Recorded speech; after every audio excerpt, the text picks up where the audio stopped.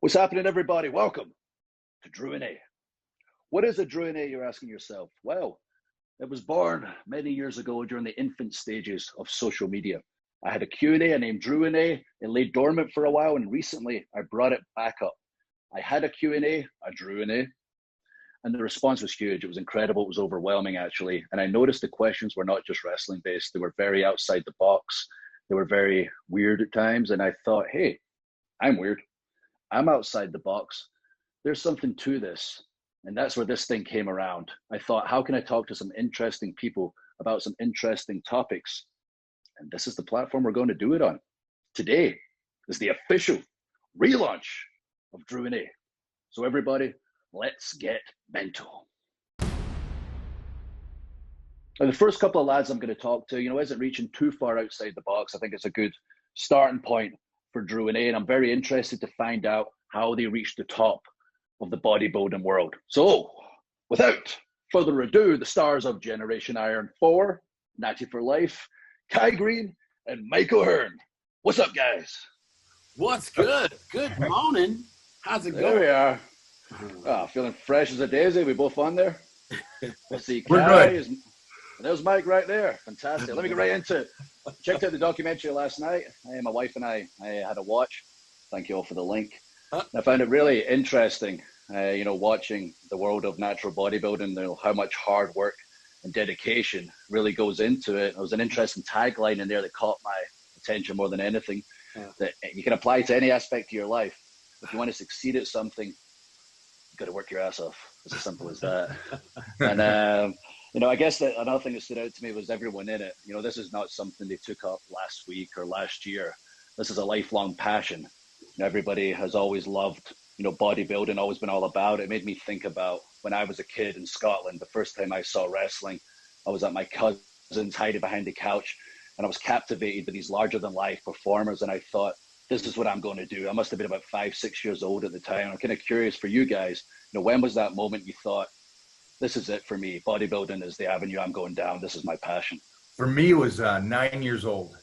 I was looking at a magazine, and I was looking at like Arnold Schwarzenegger and the goats of that era. And I looked at this, and I just go, I just want to be like this.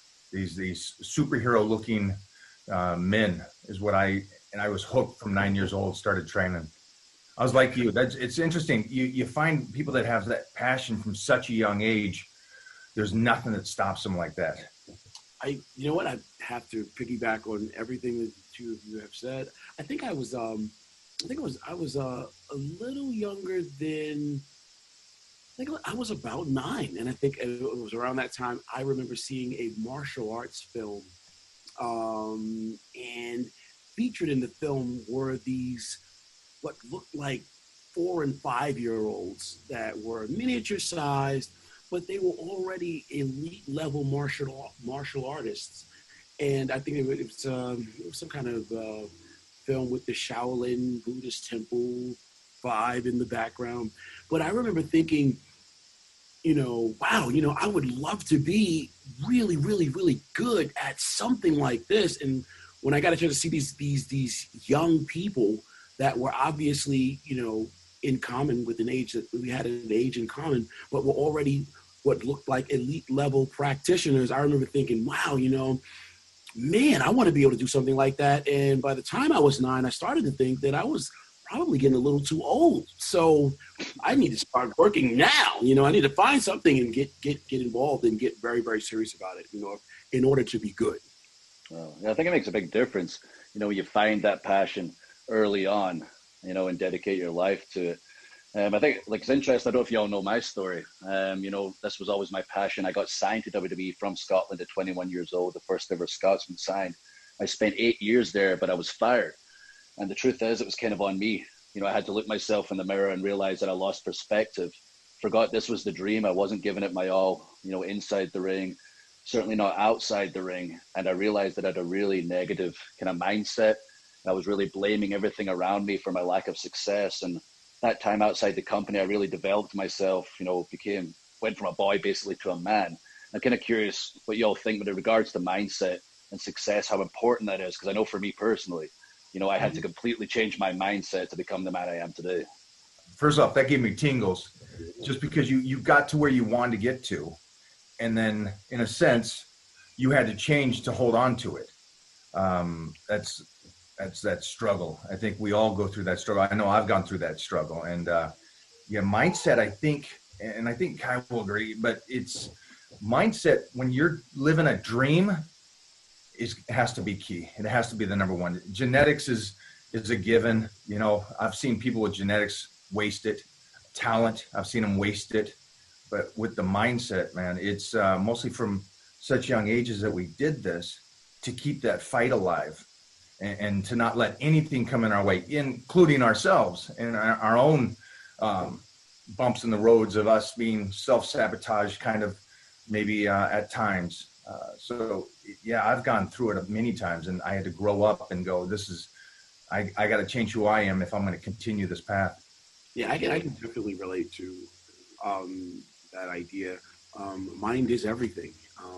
I really do believe that. I never was very interested in playing any other sport professionally. From the time I was 9, I think it had become very clear to me the direction that I wanted to go with the development of I would say, certainly what became my body and the career choices that I would end up making. I think because I was able to realize what I wanted to do as early as I have been fortunate enough to do, I think everything then became a progressive realization of goals that would ultimately help me get to the thing that I wanted to become. So as an athlete, and as an athlete that would be perceived as successful in my discipline, I think that's just a natural occurring reality based on, the fundamentals that we just talked about. Yeah, I mean, I guess it's easy to say, hey, just have a positive mindset. Positivity brings positivity. Negativity can only bring negativity, but it's easier said than done. How do you all feel about, like a strong support system? For me personally, when I was outside the company and I was trying to rebuild my image and make it back to WWE, could not have done it without my wife. And I know y'all's world and my world is very similar, that we sacrifice a lot, but our loved ones, sacrifice even more. And, my wife really stepped up, believed in me, sacrificed a lot, was very patient, would tell me and be honest when she had to be, which sometimes I didn't take too kindly, and told her where to go. But in the end, she was always right. You think that support system, is very important when it comes to succeeding in whatever avenue of life you're trying to succeed in. Well, I think it all has a place personally.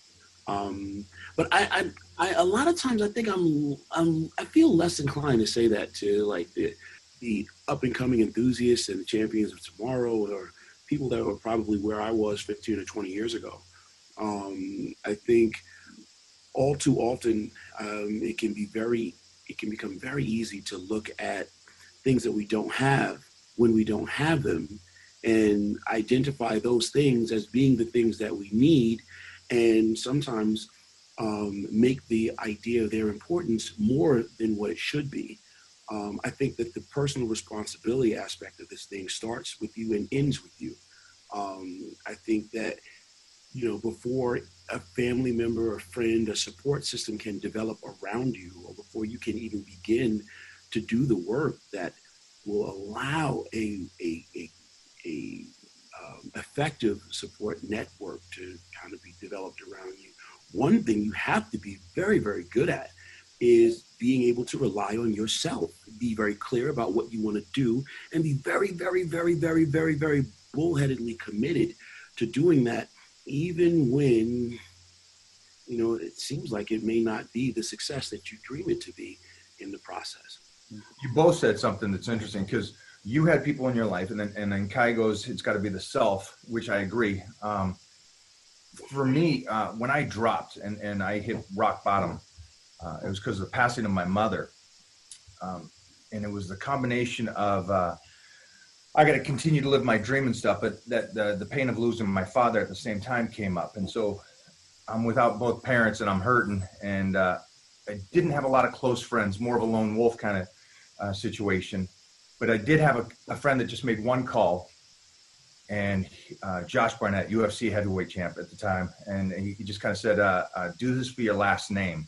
And something triggered within myself. So I was open enough to listen to a friend, and that triggered me to fight again and even harder. So it's tough because you said something earlier where you said that when we have people in our lives, we sacrifice so much. You travel so much.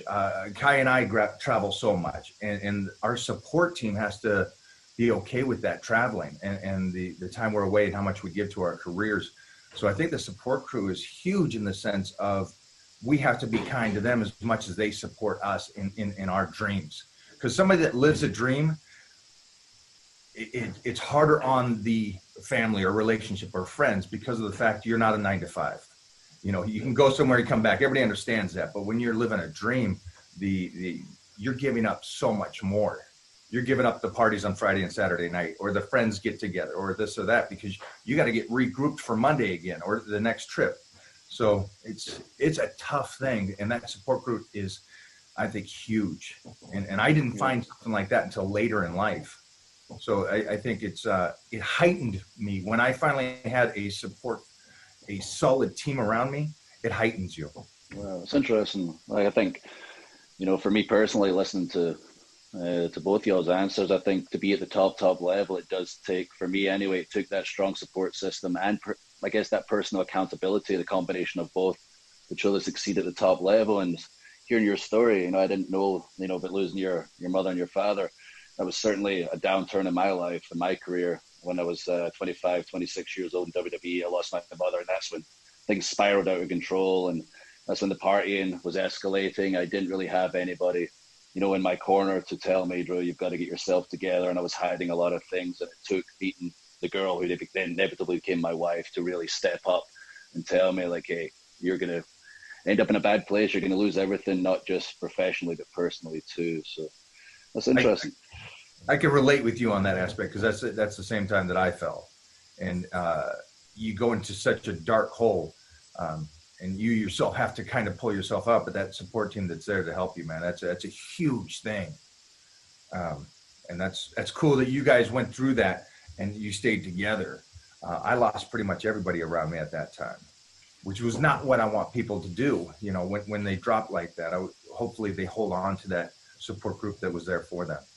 Yeah, and I think people out there, especially in today's day and age and everything we're going through, I was never the biggest fan of social media, aside from promoting your business, etc.